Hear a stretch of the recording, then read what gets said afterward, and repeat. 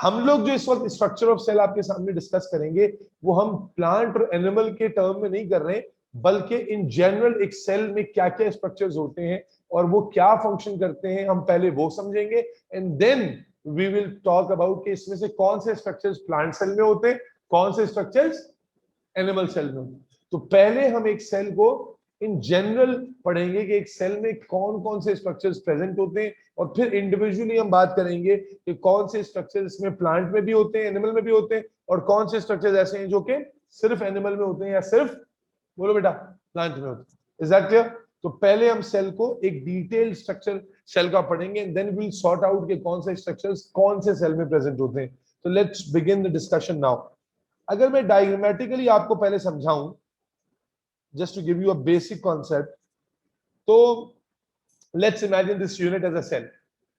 एक सेल का जो बेसिक स्ट्रक्चर है वो कैसा होता है उसको समझते हैं। किसी भी सेल में जो बेसिक स्ट्रक्चर है सेल का वो बहुत सिंपल है, फिर जब वो कॉम्प्लिकेटेड हो जाता है जब हम उसको एनिमल और प्लांट में अलग अलग पढ़ते हैं, बट इन जनरल एक सेल बहुत सिंपल से बॉडी का नाम है जिसमें जो आउटर बाउंड्री है ये हमारी क्या होती है, लेबल करने के लिए बहुत बार आता है तो इसलिए डायग्राम बनाएंगे भी, लेबल भी करेंगे। जो आउटर बाउंड्री वो हमारी क्या है, सेल मेम्ब्रेन, जो कि हर सेल में मौजूद है, प्लांट सेल में भी है और एनिमल सेल में भी है। तो जो आउटर बाउंड्री इस सेल में मौजूद है, जो इस सेल को एक यूनिट में इनक्लोज कर रही है, this boundary is cell membrane. ठीक है। और उसके बाद जब आप सेल मेम्ब्रेन को क्रॉस करके अंदर आते हैं तो अंदर आपको एक बहुत बड़ा स्ट्रक्चर नजर आ रहा है जो कि मैंने पिंक कलर में बनाया है, and this structure is called nucleus. Structure is called nucleus. और इस न्यूक्लियस की जो मेम्ब्रेन है वी कॉल इट न्यूक्लियर। बेटा समझ में नहीं आएगा ना, रोकना। Nuclear membrane. तो यूं कहना गलत नहीं होगा कि एक सेल में आउटर बाउंड्री सेल मेम्ब्रेन की है और इनर बाउंड्री जो है वो न्यूक्लियर मेम्ब्रेन की है।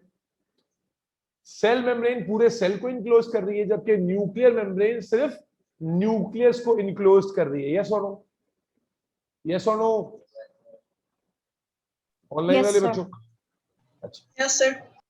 तो ये तो हो गई बाउंड्री। इसके अलावा सेल में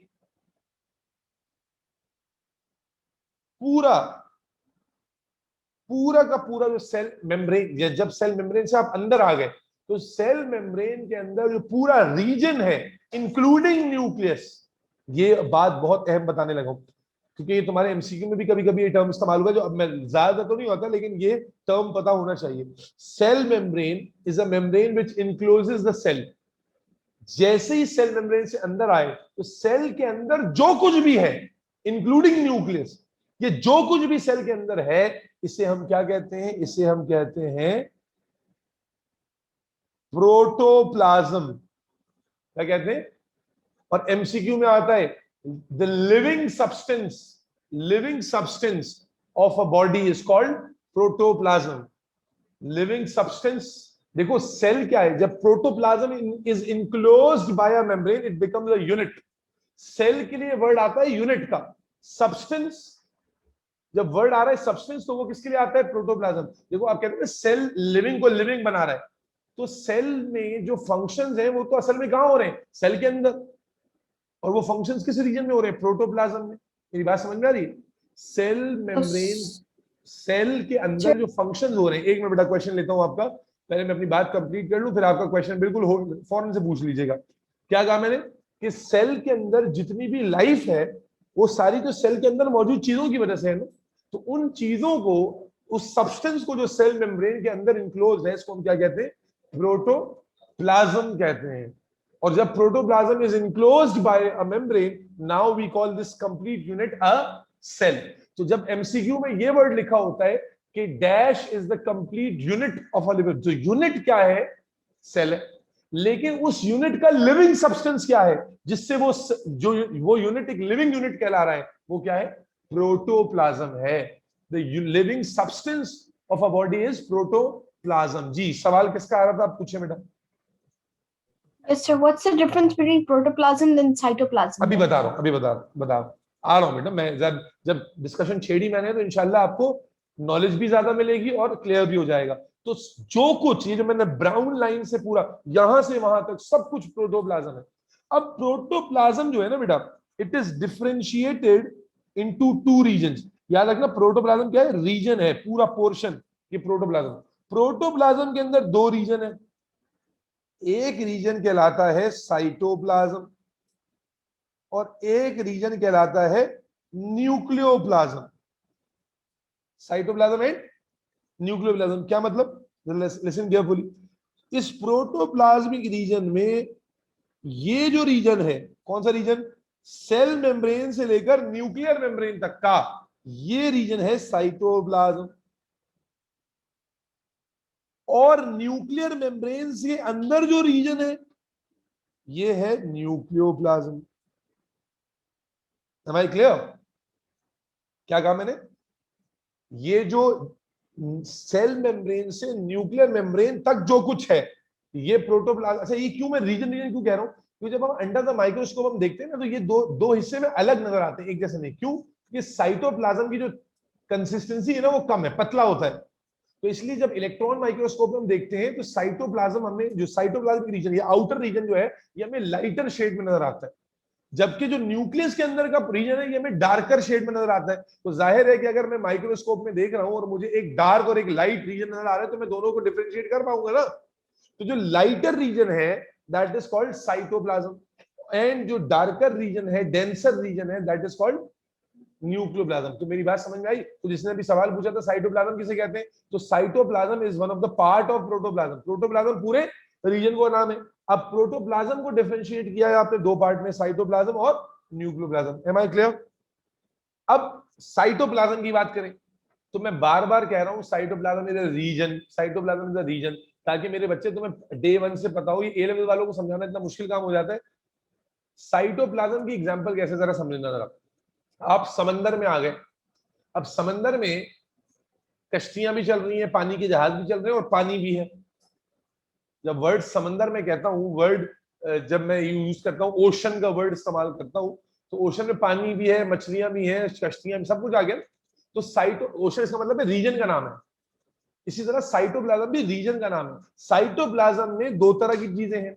एक क्या है, इमेजिन करें साइटोप्लाज्म में काम करने वाली फैक्ट्रीज, साइटोप्लाज्म में काम करने वाली फैक्ट्रीज, और फिर साइटोप्लाज्म में प्रेजेंट लिक्विड, साइटोप्लाज्म में प्रेजेंट लिक्विड। याद रखिएगा लिक्विड का नाम साइटोप्लाज्म नहीं था, साइटोप्लाज्म इस पूरे रीजन का नाम था, ठीक है ना। हालांकि कॉमनली बोलते हुए आप इसको लिक्विड मान लेते हैं, which is not true. Cytoplasm is the region between cell membrane and nuclear membrane. Now cytoplasm can be differentiated into two types of structures, या टू टाइप्स ऑफ जो उसके कॉन्स्टिट्यूएंट्स हैं। पहला कॉन्स्टिट्यूएंट क्या है, जो साइटोप्लाज्म में काम करने वाले स्ट्रक्चर्स हैं, फैक्ट्रीज हैं जो काम कर रही हैं, we call them cytoplasmic organelles. And then वो जो लिक्विड है that is called cytosol.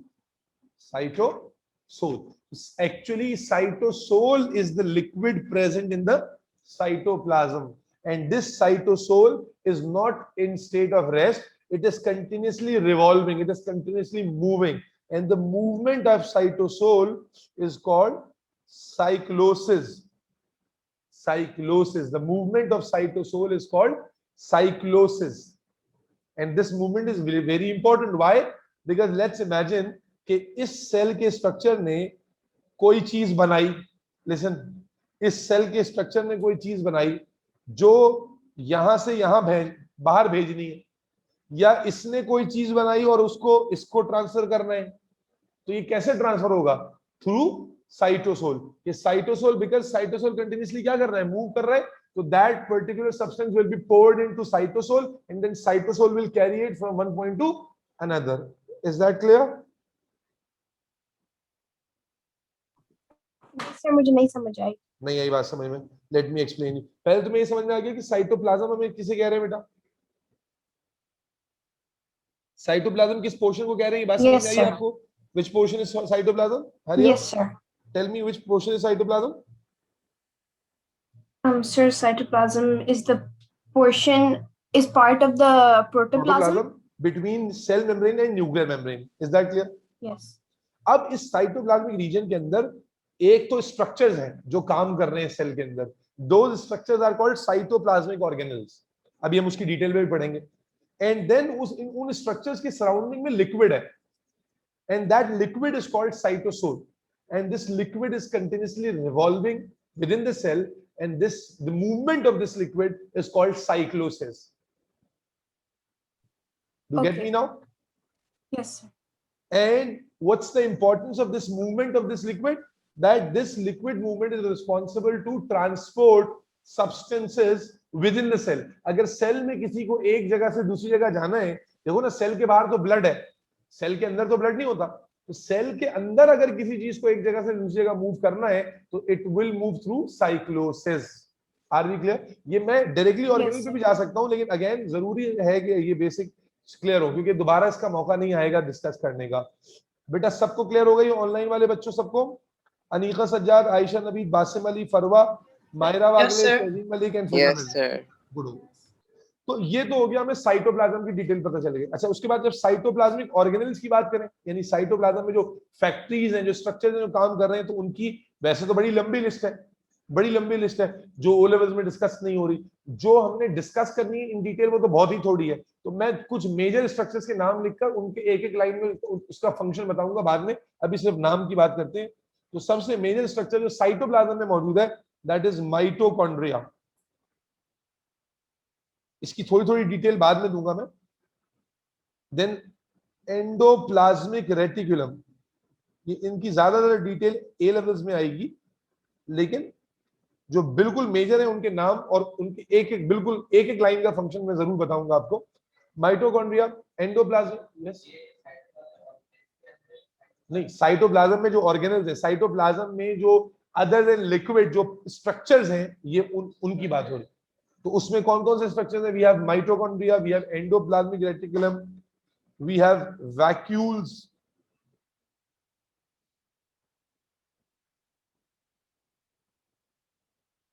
we have Golgi bodies, we have lysosomes. ये मैं सिर्फ वही लिख रहा हूं जिनसे रिलेटेड कुछ ना कुछ आपको याद रखना है. कुछ इस चैप्टर में, कुछ आगे जाके आएंगे. मेरा ख्याल है ये काफी, तो यही जिनको आपके जिनके बाद नहीं, एक और सॉरी सर, आपने वैक्यूल्स की बात क्या लिखा है? Golgi bodies, ribosomes, and then एक कौन सा ध्यान में आया था, रह गया, क्लोरोप्लास्ट. ये हम इररिस्पेक्टिव ऑफ कि वो प्लांट में है या एनिमल में, उसके बस इन जनरल लिख रहे हैं. क्लोरोप्लास्ट एंड सेंट्रियोल्स, ये सारे नहीं लिखे मैंने, बिल्कुल मेजर मेजर लिखे. तो ये जो हमने कहा ना कि साइटोप्लाज्म एक रीजन है, उसमें पानी है, और पानी के अलावा जो है उसमें स्ट्रक्चर्स हैं जो काम कर रहे हैं सेल के लिए. तो these are few of them जो सेल, जो इस रीजन में, ये जो मैंने बनाया ना सर्कल से जो बनाए छोटे छोटे, ये इस रीजन में ये स्ट्रक्चर्स हैं जो मौजूद है. लाइसोसोम्स, गोल्जी बॉडीज के बाद लिखा है मैंने लाइसोसोम्स, फिर लिखा है राइबोसोम्स, फिर लिखा है क्लोरोप्लास्ट, और फिर लिखा है सेंट्रियोल. ज्यादा डिटेल किसी की भी नहीं है, थोड़ा बहुत वैक्यूल और लाइसोसोम और राइबोसोम के ऊपर बात है, बाकी सबके बारे में तो एक एक लाइन है. यहां तक विजुअलाइज कर पा रहे हो? इमेजिन, विजुअलाइज करो सेल को एक इस डायग्राम से. इमेजिन करो कि उसकी आउटर बाउंड्री सेल मेम्ब्रेन है. इमेजिन करो कि अंदर एक बड़ा स्ट्रक्चर है न्यूक्लियर मेम्ब्रेन, न्यूक्लियस का. न्यूक्लियर मेम्ब्रेन और सेल मेम्ब्रेन के दरमियान जो स्पेस है, दैट इज साइटोप्लाज्म. साइटोप्लाज्म के अंदर जो लिक्विड है, that is cytosol, and there are a lot of structures which are working for the cell, and they are there, and those are cytoplasmic organelles. Some of them are mitochondria, endoplasmic reticulum, blah blah blah. Are we clear till this point?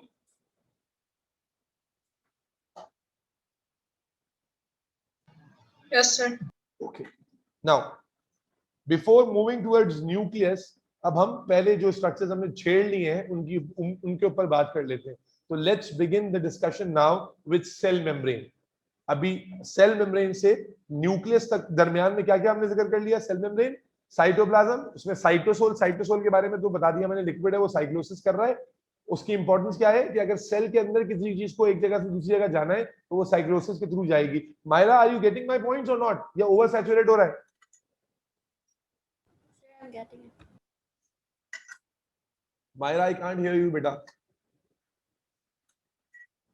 Sir, I'm getting it. Okay, so now let's talk about the cell membrane and some of the cytoplasmic organelles, उनका क्या role है, and then we'll move to nucleus। ठीक है जी, तो let's begin the discussion now with cell membrane।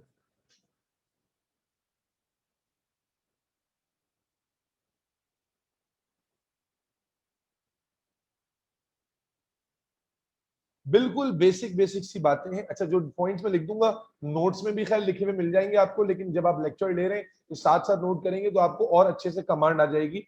And please देखो, biology मैं आपको पहले भी डे 1 पे भी बताया था मैंने, एक तो तुम बायोलॉजी पढ़ रहे हो एक मेडिकल डॉक्टर से, तो show some interest, number 1। Number 2, biology is a subject जिसमें इंटरेस्ट के बगैर ना इसको पढ़ना भी बड़ा मुश्किल काम है, क्योंकि it's a very detailed subject, it includes lot of theory. And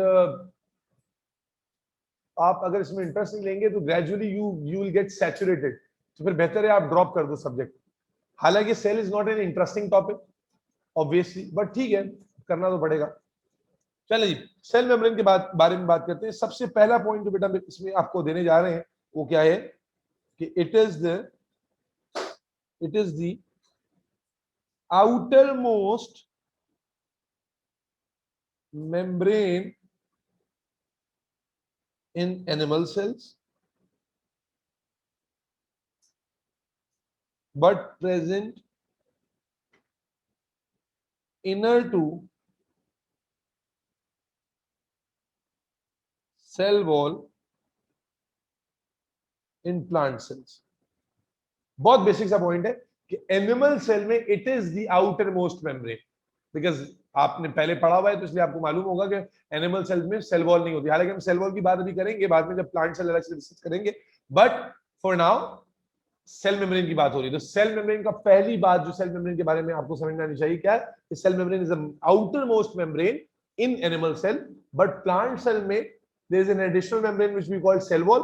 so we therefore have written that cell membrane is present inner to cell wall। It means in plant cell it is not the outermost membrane। Is that clear? Plant cell में outermost membrane कौन सी होती है? Cell wall होती है, जबकि animal cell में outermost membrane कौन सी होती है? Cell membrane खुद ही होती है। Second point is that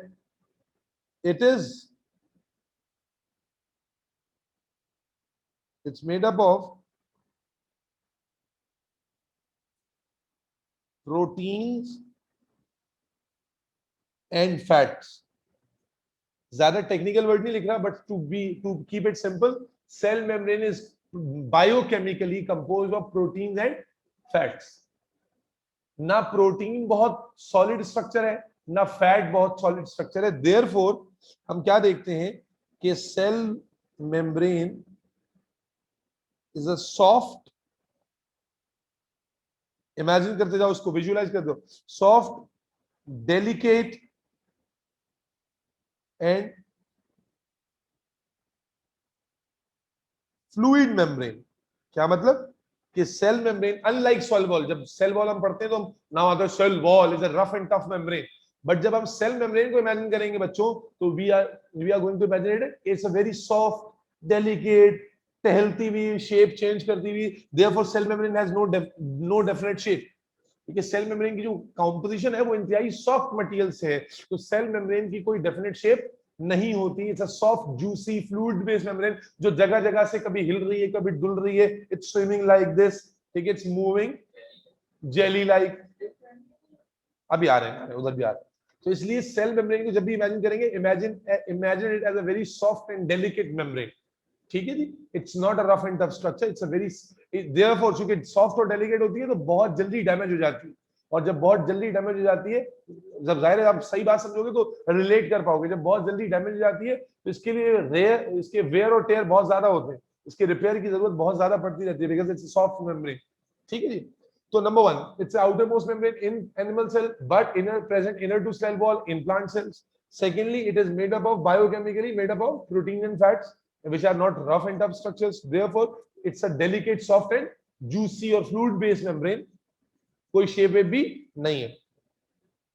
फिर जब भी याद रखो कोई भी मेम्ब्रेन हम पढ़ेंगे ना, तो मेम्ब्रेन के बारे में एक कैरेक्टरिस्टिक आपको पढ़ना पड़ेगा, और वो क्या होता है, वो होती है उसकी परमिएबिलिटी।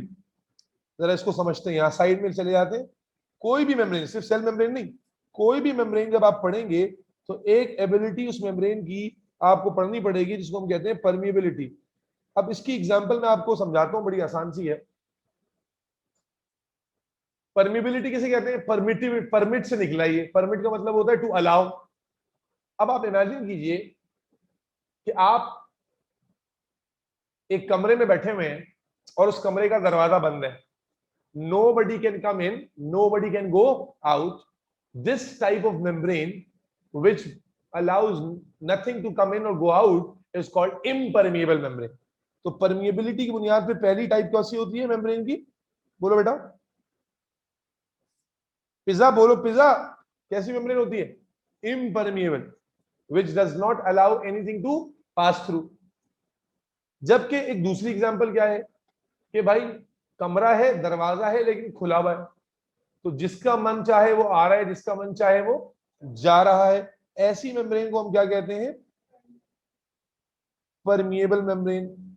पिज्जा बात समझ में आ रही है? Yes sir. जबकि तीसरी एग्जांपल क्या है कि हमारे पास एक दरवाजा तो है कमरे का, और उस पर हमने गार्ड बिठाया हुआ है। अब वो गार्ड क्या करेगा? वो आने वाले को, जाने वाले की आईडी चेक करेगा, उसकी ऑथराइजेशन चेक करेगा। जो ऑथराइज्ड होगा उसको जाने देगा, आने देगा, जो नहीं होगा उसको नहीं आने देगा। So it means everything cannot pass through. Only selective substances can pass through. Therefore, we call it selective permeable membrane या partially permeable membrane. सही? तो सेल मेम्ब्रेन की परमिएबिलिटी किस तरह की होती है? तो cell membrane has this kind of permeability. It's a soft membrane, लेकिन इसका मतलब ये नहीं है अब्बा जी का राज कोई भी अंदर आ जाएगा, कोई भी बाहर चला जाएगा। नहीं नहीं, it's a soft membrane, but it is acquired with lots of guards which are protein molecules. ये बहुत ज्यादा हजारों गार्ड्स इसमें बैठे हुए होते हैं जो आने जाने वालों को चेक करते हैं, and the cell membrane does not allow everything to pass through. Only selective things can come in and go out. Is that clear? So अगला पॉइंट क्या बनेगा मायरा बेटा? कि cell membrane is a partially permeable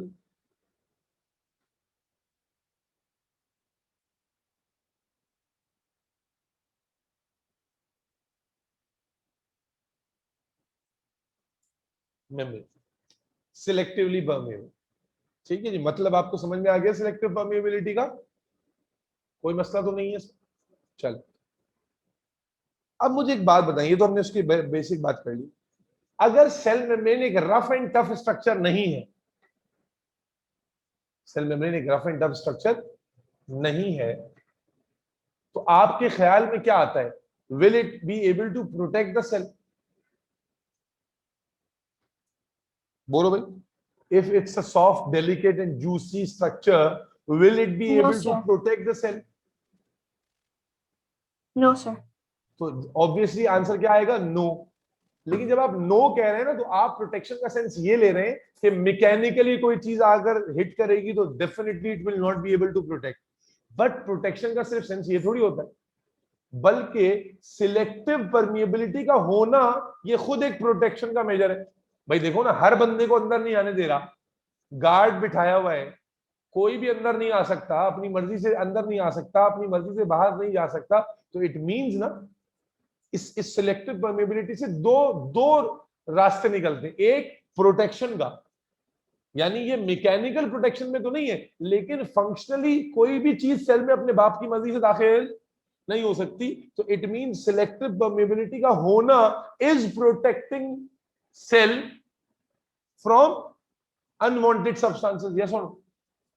दूसरा कि जो wanted substance भी हैं वो भी ये नहीं कि धड़ाधड़ आते ही जा रहे हैं, आते ही जा रहे हैं, या धड़ाधड़ जाते ही जा रहे हैं, जाते नहीं। जो ट्रांसपोर्ट हो रही है अक्रॉस द सेल वो पूरी प्रॉपर्ली चेक एंड बैलेंस में है।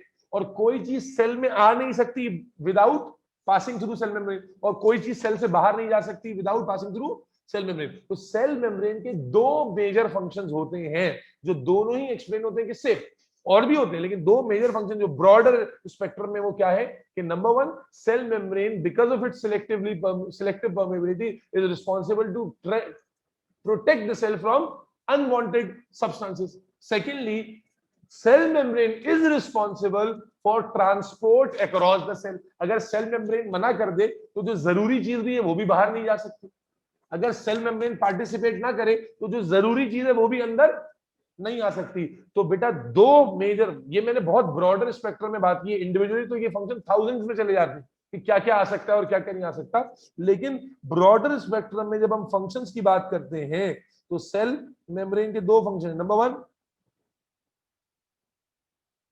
Protects the cell by it's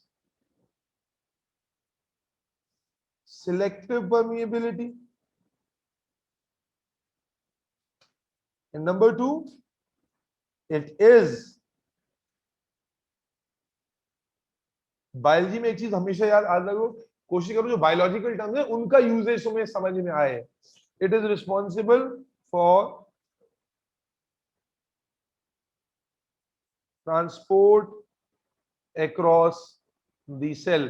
क्या ख्याल है बच्चों?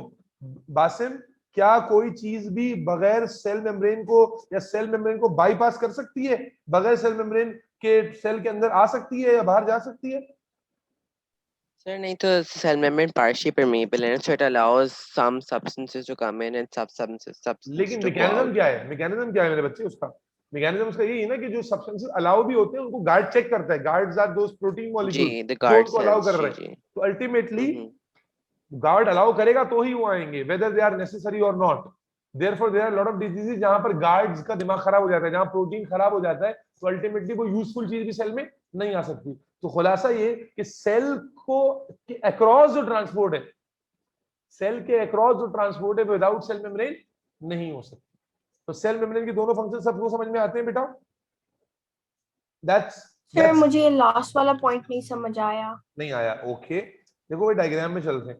हमने कहा कि सेल मेम्ब्रेन एक तो प्रोटेक्ट कर रही है सेल को अनवांटेड सब्सटेंसेस से, दूसरा जब किसी भी चीज को सेल के अंदर आना होगा तो उसे किससे गुजरना पड़ेगा? सेल मेम्ब्रेन के थ्रू गुजरना होगा। जो अंदर आ भी सकती है उसकी बात कर रहा हूं। यस, किसी भी चीज को सेल से बाहर जाना होगा उसको भी सेल मेम्ब्रेन से गुजरना होगा। तो it means cell membrane allow कर रही तो वो गुजरेगा। तो ट्रांसपोर्ट अक्रॉस दी सेल वो बगैर सेल मेम्ब्रेन के अलाउ करने के नहीं हो सकती। तो हम एक फंक्शन से दो फंक्शन कैसे निकालते हैं कि एक तो प्रोटेक्शन कर रही है अगेंस्ट अनवांटेड सब्सटेंस, और दूसरा जो सेल के अक्रॉस चीजों को मूव कराना है, जो मूवमेंट हो रही है सेल के अंदर से सेल के बाहर, वो थ्रू सेल मेम्ब्रेन। इसी तरह सेल के बाहर से सेल के अंदर भी वो थ्रू सेल मेम्ब्रेन है। तो वो मूवमेंट भी बगैर सेल मेम्ब्रेन के नहीं हो सकती। So therefore what we said is that cell membrane is also responsible for transport across the cell. ठीक है?